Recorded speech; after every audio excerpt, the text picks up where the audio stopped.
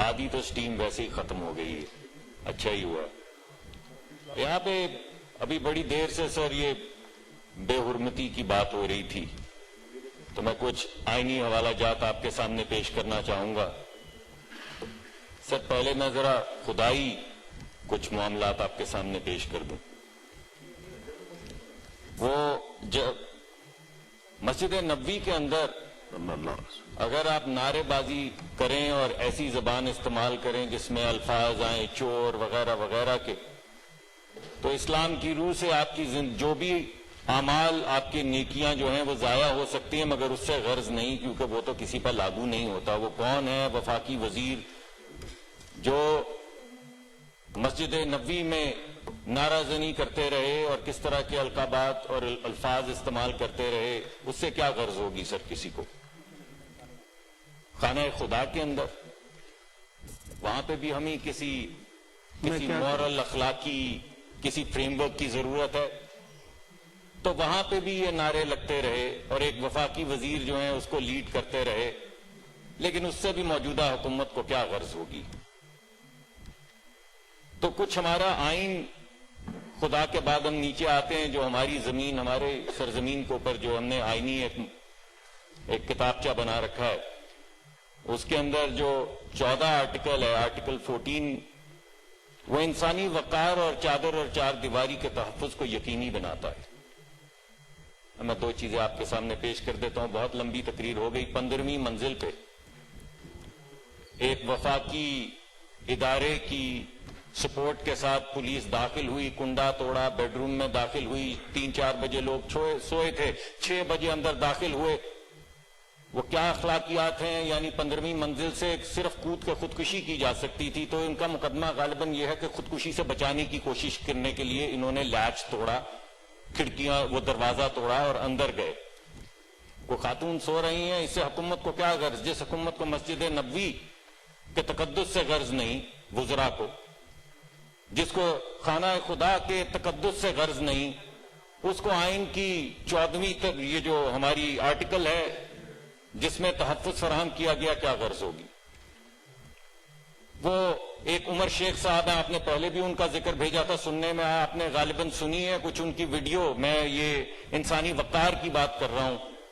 ایک خاتون نے ان کو فون کیا جو سی سی پی او صاحب ہیں، بہت نامور، اپنی پتہ نہیں کس معاملے میں فون کیا، مگر جو انہوں نے جواب دیا، مجھے نہیں معلوم کہ وہ کون سے الفاظ ہیں جو فلور پہ استعمال کیے جا سکتے ہیں، کون سے نہیں، لیکن اگر آپ ڈاکیومنٹ کرنا چاہیں تو میں یہ ذاتی طور پہ یہ فلور پہ بتاتا ہوں کہ انہوں نے فون پہ کیا کہا اس خاتون کو.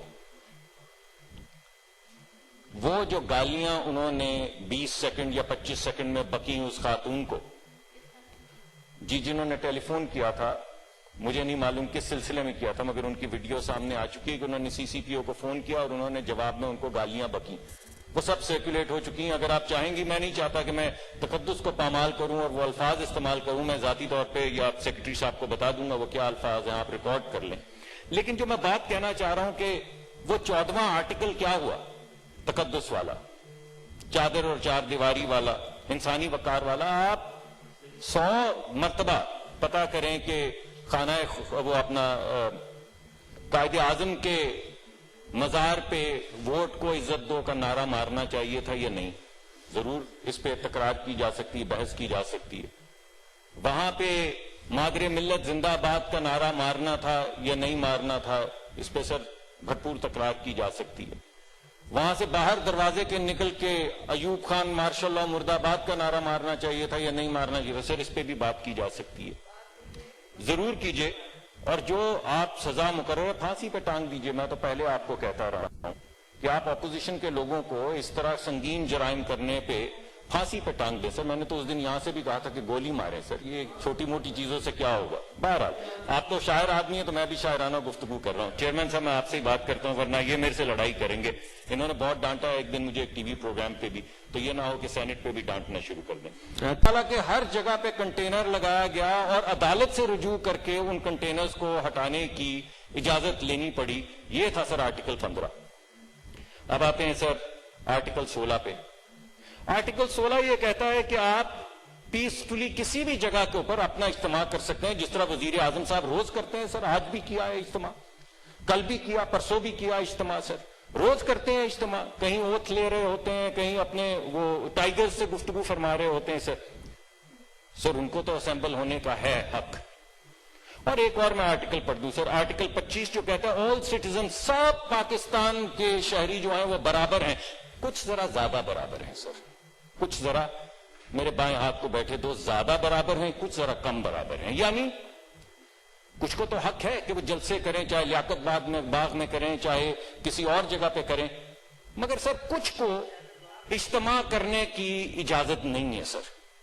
اور ویسے بھی سر اصل میں اب ووٹ کے بجائے کرونا ٹیسٹ کروانا چاہیے, کیونکہ کرونا جو ہے نا سر وہ صرف پی ایم ایل این اور پیپلز پارٹی اور دیگر چھوٹی جماعتوں کو لڑتا ہے. پی ٹی آئی کو کہاں سے کرونا لڑے گا؟ تو آپ ووٹ نہ کروایا کریں, اب آپ کرونا کا ایک ٹیسٹ کروا لیں کہ ہر ایک کو کرونا کا مچھر کاٹے, اور جس کو ہو جائے وہ پی ایم ایل این ہے اور پیپلز پارٹی ہے, اور جو بچ جائے وہ پیپلز پارٹی. میں مچھر کو نکال دے, مچھر نکال دے, کوئی بات. میڈم ناراض کیوں ہوتی ہیں؟ آپ ڈاکٹر ہیں اور میری بھی تھوڑی سی تحقیق ہے, مچھر کاٹ دیں, حذف کر دیں جی. ویسے تو چیئرمین صاحب آپ چاہیں تو ہمیں ہی, چیئرمین صاحب ویسے تو اگر آپ چاہیں آرڈر ان دا ہاؤس. نہیں, کوئی ضرورت نہیں سر, کوئی بات نہیں. ویسے تو آپ چاہیں تو ہمیں ہی حذف کر سکتے ہیں. میں نے موضوع کب ڈیفائن کیا سر؟ جی ولید صاحب تشریف رکھیں, کوئی بات آپ تشریف رکھیں. کیوں نہیں سر میں دوبارہ نہیں میڈم, ایک منٹ. آرٹیکل 25 کہتا ہے کہ سب برابر ہیں. یہاں کچھ لوگ زیادہ برابر ہیں, ہم نہیں ہیں برابر. وہ کہتے ہیں ان کو کس نے اجازت دی کہ یہ تقریر کریں؟ تقریر تو صرف ہم پہ مقرر ہے, اور موضوع تو انہوں نے بتایا ہی نہیں. یہ ذرا میں بھی بجا دوں سر یہ ساتھ, ٹھیک ہے نا سر؟ تو یہ ابھی انہوں نے ثابت کیا کہ آرٹیکل 25 صرف لاگو ہوتا ہے. یہ میرا بھائی ہے, ویسے یہ میرے بھائی ہیں, آپ کو اندازہ نہیں ہو, یقین تو آ جائیں تو سار مارکیٹ تھوڑی دیر میں بیٹھے ہوں گے, مگر یہاں پہ ان کا رویہ اور اسکرین کے سامنے بدل جاتے ہیں, پتہ نہیں کیوں. بہرحال آگے چلتے ہیں سر. کریں نا یار, یہی تو کہہ رہے ہیں بھائی, پکڑے نا سارے وہ پی ٹی آئی والوں ملک صاحب 10 منٹ ہو چکے ہیں سر. بات کرنے دیں گے تو 50, نہیں کرنے دیں گے تو 50. بات کریں آپ اپنی بات سر. وہ تو آپ سے بھی اب بڑی گزارش کرنی پڑتی ہے. آرٹیکل 19 جو ہے اس کو تو خیر بھول ہی جائیں, وہ تو سیڈیشن کے کیسز جس طرح ہو رہے ہیں صحافیوں پہ, وہ تو چلتا ہی رہے گا معاملہ. یہ تو ہمارے ملک کی غالباً تقدیر ہے. جی آپ کر دیں, آپ ضرور بھائی, آپ جی آپ جو مرضی سر. آپ کیا آپ مالک ہیں, چیئرمین صاحب بھی مالک ہیں, آپ بھی مالک ہیں. میں نے تو آپ کو کہا ہے کہ آپ سر وہ کمیٹی بھی پی ٹی آئی کی کوئی تشکیل دیتے تو ان کی خوشی ہوتی ہے. آپ نے خامخواہ لا اینڈ جسٹس کو بھیجا. اب میں سر وہ بات کروں گا مختصراً. یہ واحد جگہ ہے جہاں پہ تمام صوبے برابر ہیں. صوبے اور وفاق کا تحفظ اس ہاؤس پہ مقرر ہے. یہ واحد جگہ ہے جہاں پہ کوئی صوبہ اپنے نمبر زیادہ ہونے کی وجہ سے کسی بھی بل کو, کسی قانون کو, کسی گفتگو کو ڈیریل نہیں کر سکتا. ہمارے ملک میں ایک وفاقی فورس نے ہمارے ملک کی ایک صوبائی جو فورس ہے اس کے سربراہ کا گھیراؤ کیا. اسے اس پر زبردستی اس کو 4 بجے دن 2 بجے گھیراؤ کیا, 4 بجے لے کے گئے اور اس سے ایک مقدمہ درج کروایا. اب آپ مجھے یہ بتائیے کہ اس بات کا تحفظ کہ وفاقی فورس کسی 22ویں گریڈ کے افسر جس کی اپنی ایک فورس ہے, انفورسمنٹ فورس ہے, لاکھوں لوگوں کی who are all armed, وہ کون سی فورس ہے جو وفاق کے کہنے پہ وہاں پہ جا کے ان کو اپنی گرفت میں لے کے اپنی مرضی سے پرچے کروا سکتی ہے؟ اور وہ کون ہے وزراء, اور وہ کون ہے وفاقی وزراء اور صوبائی وزراء جو تھانوں کے اندر جا کے جن کی ویڈیوز آ گئی ہیں انفلوئنس کرتے رہے کہ آپ مقدمہ تقدس کا نہ کریں, وہ جو اس کا ہے مزار قائد کا, آپ قتل کی دھمکی کا مقدمہ دائر کریں تاکہ ہم صبح 6 بجے دروازے توڑ کے بیڈ روم میں داخل ہو کے گرفتاری ڈال کے ذرا ان کو تماشا دکھا سکیں کہ کتنا غیر اخلاقی اور کتنی غیر اخلاقی حرکت ہم کر سکتے ہیں. وہ کون لوگ تھے جی؟ کچھ سمجھ نہیں آتی جی. میں یہ سمجھتا ہوں کہ یہ ہم پہ مقرر ہے. مجھے خوشی ہے کہ آپ نے کمیٹی کو بھیج دیا لا اینڈ جسٹس کی, لیکن میں یہ سمجھتا ہوں کہ آئینی طور پہ ہم پہ یہ مقرر ہے, آئینی طور پہ ہم پہ یہ مقرر ہے کہ ہم حفاظت کریں اس آئین کی, اور ہمارا جو فیڈریشن ہے اس کو مضبوط کریں اور قائم کریں. آپ نے تو اپنی ذمہ داری پوری کر دی سر.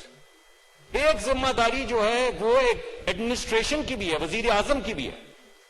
جس فورس کو اللیجڈلی کہا گیا ہے کہ وہ وہاں پہ گئی اور اپنی گرفت میں انہوں نے لیا آئی جی صاحب کو, وہ ایک فیڈرل فورس ہے جو رپورٹ کرتی ہے منسٹری آف انٹیریئر کے ذریعے پرائم منسٹر کو. 3-4 دن ہو گئے, پرائم منسٹر نے کب اس پہ بات کرنی ہے, پرائم منسٹر نے کب اپنی کمیٹی بنانی ہے, منسٹر آف انٹیریئر کہاں ہے اس وقت؟ تو آپ نے تو اپنی ذمہ داری, اپنا حق ادا کر دیا اور میں آپ کو سلیوٹ کرتا ہوں اس کے لیے. لیکن ایک وزیر اعظم بھی تو ہے, ایک ہماری کابینہ بھی تو ہے, وہاں پہ بھی تو کوئی آواز اٹھائے گا کہ یہ فورس تو ہماری ہے, یہ منسٹری آف انٹیریئر تو ہماری ہے, ایک انویسٹیگیشن ہم پہ بھی تو مقرر ہے.